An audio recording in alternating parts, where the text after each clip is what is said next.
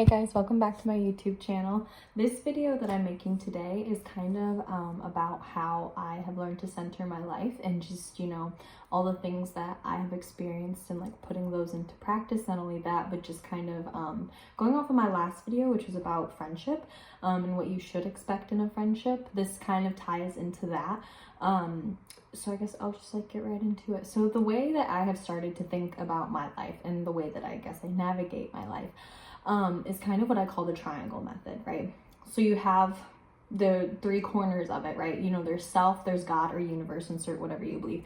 Then there's the devil, or insert like bad karma, or, just bad experiences, trauma, whatever you want to put in this corner, right? So you have, if your triangle is going well, or if, you're trying to live like a God-centered life, or if you are trying to just do, whatever it is that you want to accomplish in life, this at the top of your triangle, there should be God. Or again, if you don't believe in God or Jesus, whatever, insert whatever you believe, right?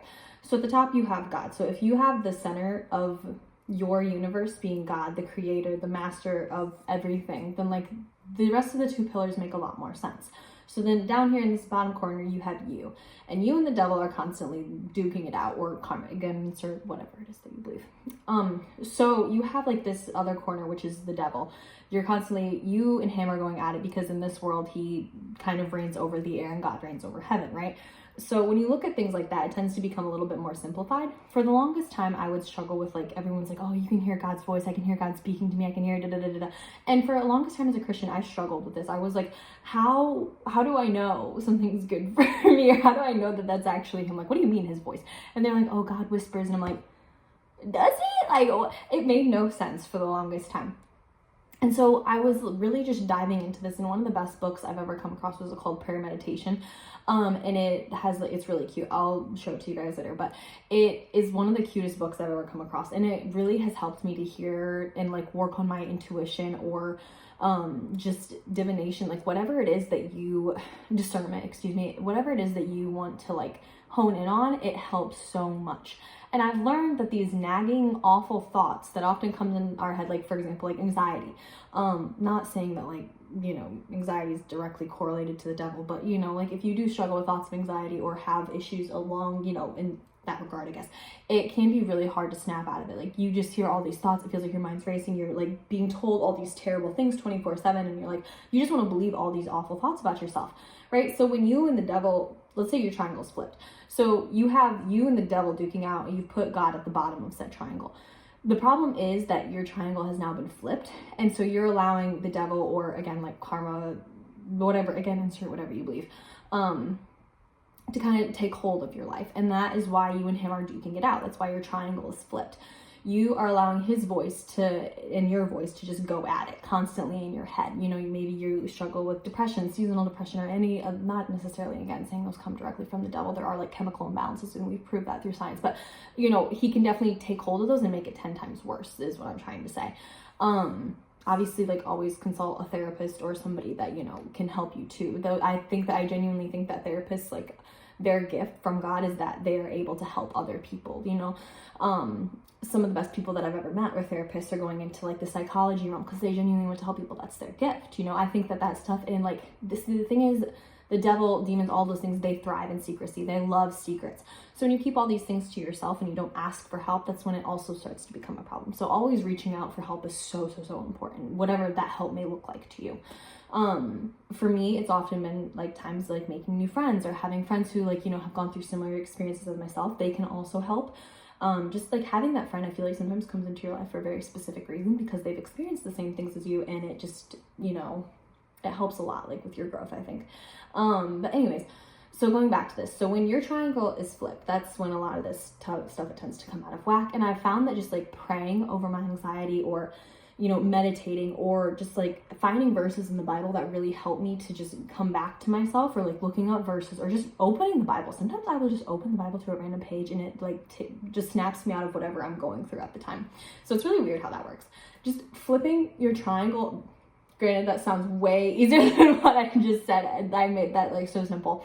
But attempting, as your best efforts to flip said triangle, putting God at the top of it. Again, you and the devil below. Obviously, we know the devil ranks way below us because we know that he has no hold on us, once we are children of God.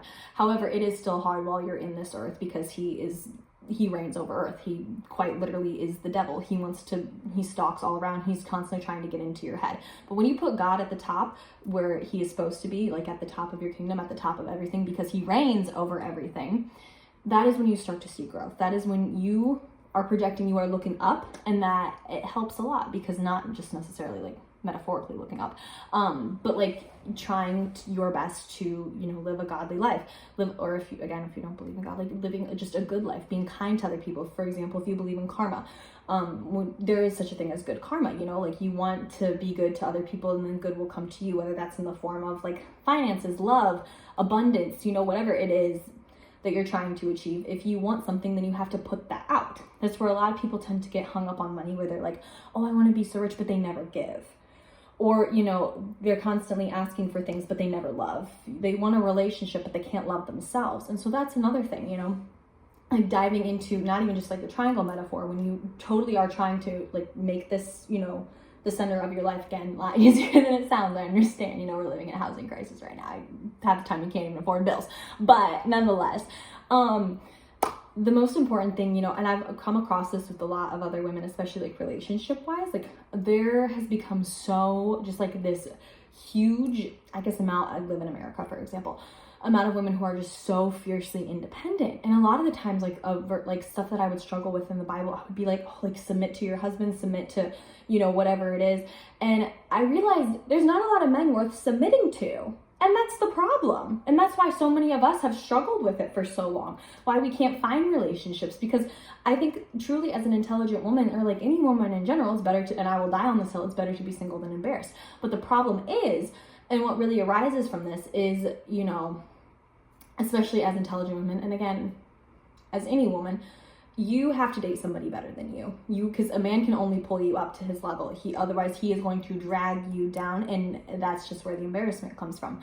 And I think also, just having that mindset of like, you should either be single or date somebody who is better than you.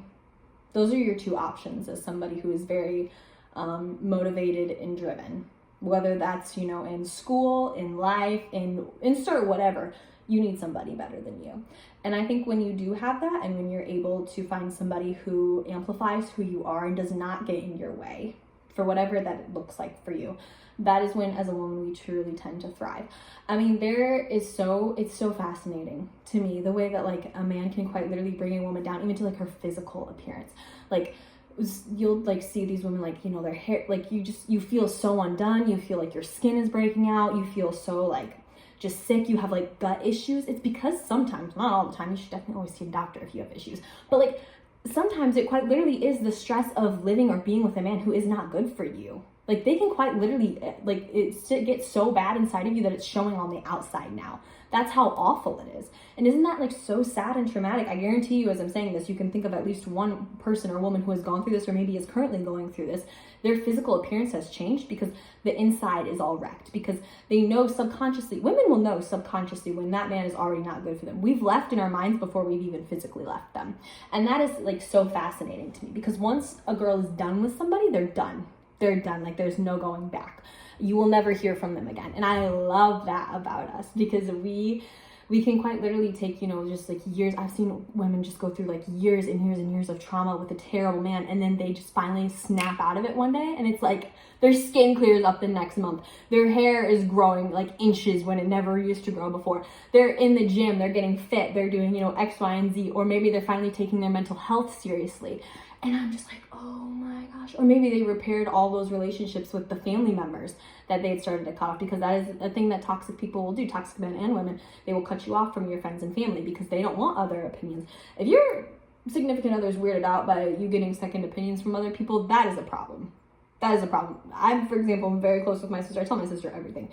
If my significant other had a problem with me telling my sister stuff, I would be so weirded out. Like, why are you your best friend, for example, your best girlfriend, your best guy friend? I don't know. Maybe you guys have best guy friends and girlfriends. But it's just funny to me the way that people, when they want to attach themselves and leech themselves onto you, again, that goes back to that triangle method where, if the devil can't reach you, he's going to send somebody who's physically your type, but mentally will destroy you.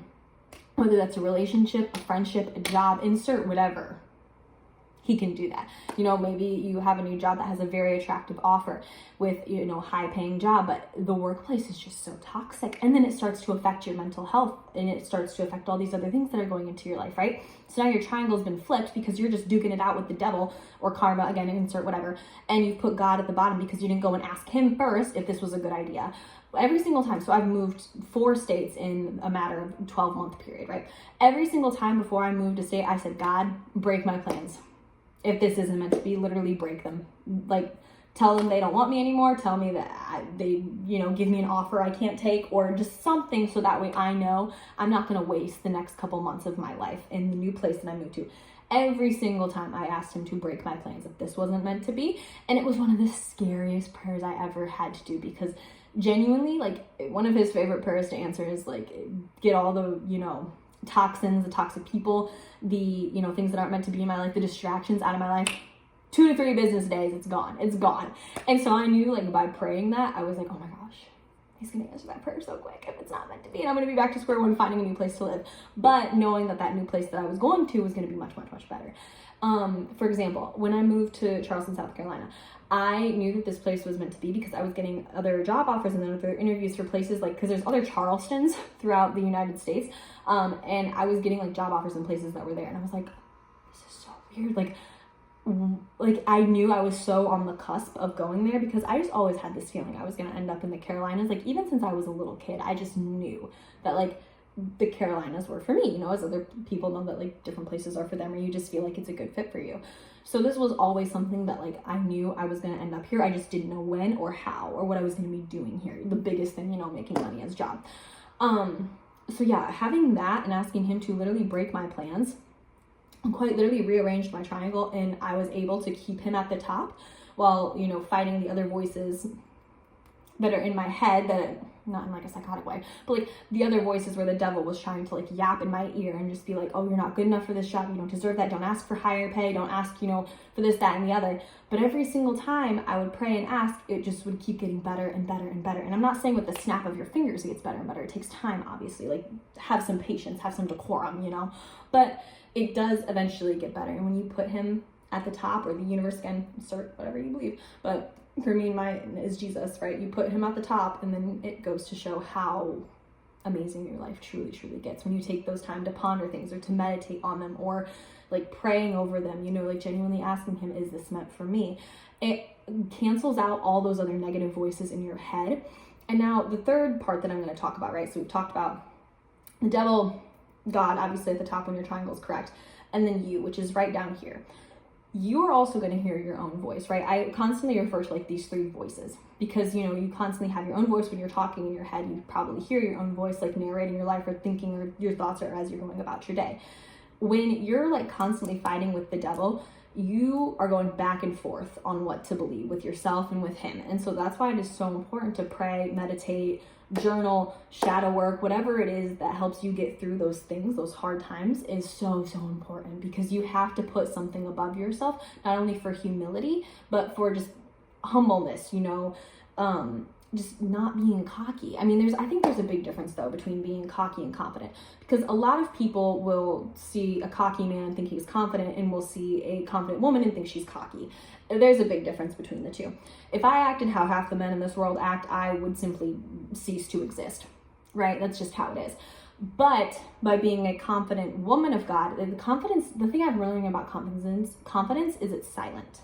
Cockiness is loud. And that's a big distinction to make. Because when you are very cocky, you feel like you constantly need to talk loud. You need to be the center of attention. You need to be, as soon as you walk into the room, all eyes need to be on you. But the thing about confidence is it's very, very silent. Because what do you have to prove? What do you have to prove to half these people? You have nothing. That half the time when you walk into a room, you might not even know everybody in there. What do you have to prove to these people when you are a woman of God, when you are spiritual? You already know these things. You know, maybe you have good discernment, intuition. You already know what's going to happen. Like, lighten up, girl. It's fine. You don't need to prove anything to anyone when you know who claims you. So I think like just knowing that is so important. And again, that goes back to your voice, like constantly, you know, because it is a relationship between you and God. That's why this pillar is pointing up, because you also have to do some of the work too to get to that confidence level, whether that's, again, seeing a therapist. I'm a very big advocate for mental health for everybody. You know, doing exercising. Maybe you need to like increase those endorphins in your brain. Maybe you need to go hang out with friends. Maybe you need to make a new friend. Maybe you need to get out of that busted relationship or job. Whatever that looks like for you, and then praying over it and always working to make sure this pillar is pointing up to Him, so that way you are able to constantly cancel out these bad voices. And that's very important, because working hand in hand with the universe, God, again, whatever, allows you to just amplify yourself. It allows you to become the highest version of yourself. Another thing that I've also found to be very helpful is constantly envisioning my highest version of myself. What does God want that to look like for me? And that was another thing when I made my prayer board for 2025, right? I'm putting in all these things. I'm like, what does a godly woman, what is the highest version of myself? What does she look like? And a lot of people may think that, you know, it's having kids or being a wife. The things of this earth will eventually go away. Although those are very, very important things too. There's also other things. Would you ever tell a nun that? No. Would you ever tell a missionary that? No. Because their path is different. Everybody's path is different. Please never feel like you're on time or late.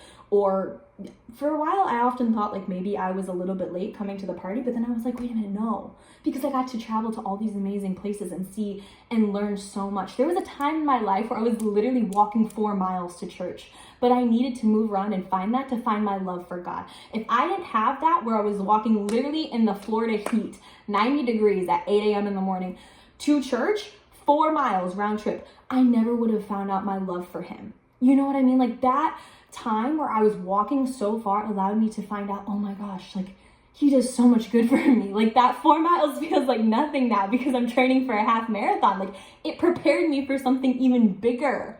Like, and I can't even like express to you guys like how amazing that truly is. And I hope that you guys all find that for yourselves and like be able to cancel out these negative, awful voices. And again, whatever realm that looks like for you. Again, also mental health is a big thing. Always making sure that you're checking in with your mental health, with your loved ones too, who are going through things. And just always like checking in on your inner self. Like, how do you feel? How are you doing today? And taking those steps back when you need to, and realizing when something is no longer meant for you, because again, your body will physically start to reject that place, that person, that relationship, X, Y, and Z, insert whatever. And there will be signs, I promise you. So just always checking in on yourself. Believe those signs the first time you see them, because I guarantee you they're a sign for a reason, no matter how subtle they are. But I hope that this method helped you guys, the triangle method as I like to call it, in some way, shape, or form. And I hope that like you guys benefit from it. So then that way, you know, you can continue to grow and work on your highest self. So I hope this helped you guys. Thank you for tuning in. I appreciate it.